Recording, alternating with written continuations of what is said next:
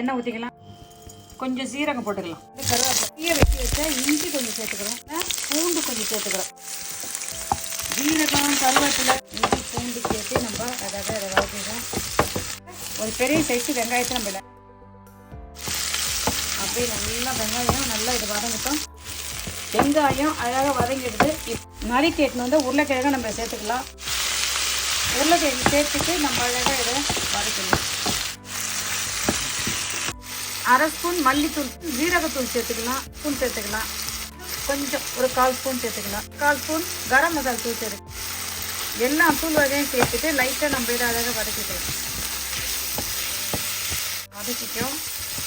திட்டமாக சும்மா 1 கப் தண்ணி சேர்த்து திட்டமாக கொஞ்சம் உப்பு சேர்த்துக்கலாம்.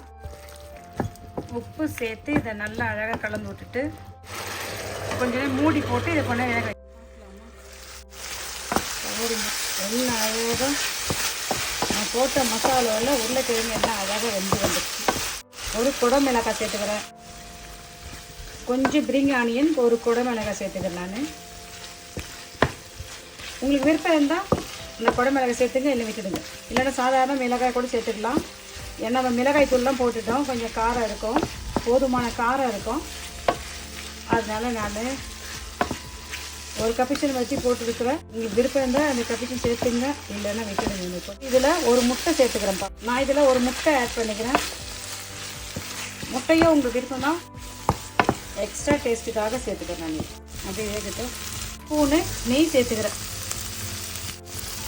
எண்ணெயோட அளவு குறைச்சிட்டேன், அதனால் 1 ஸ்பூன் நெய் சேர்த்துக்கிறேன். 1 ஸ்பூன் நெய் சேர்த்துக்கலாம். சேர்த்துக்கிறேன். 2 டேபிள் ஸ்பூன் தேங்காய் திருவல் சேர்த்து கொஞ்சம் கொத்தமல்லி தழை சேர்த்துக்கிறேன். கொஞ்சம் கொத்தமல்லி தழை சேர்த்துக்கிறேன். நான் போட்ட எல்லா மசாலும் அழகாக சுருண்டு வதங்கி வந்துடுச்சு. உருளைக்கிழங்கு எதுவும் உடஞ்சி போல நல்லா வெந்து இருக்குது. மிளகுத்தூள் சேர்த்துக்கிறேன். என்ன சூப்பரான ஒரு வாசனை ஒன்று வருது. 1 கப்பு சாதம், 1 கப்பு சாதத்தை நான் சேர்த்துக்கிட்டு இதை அப்படியே கிண்டிக்கிறேன். இது போல் சத்தான சாப்பாடை நம்ம செஞ்சு கொடுக்கலாம். டிஃப்ரெண்ட்டாக நம்ம ஒரு சாப்பாடு செஞ்சு கொடுத்தோம்னா பிள்ளைங்க நல்லா சாப்பிடுவாங்க.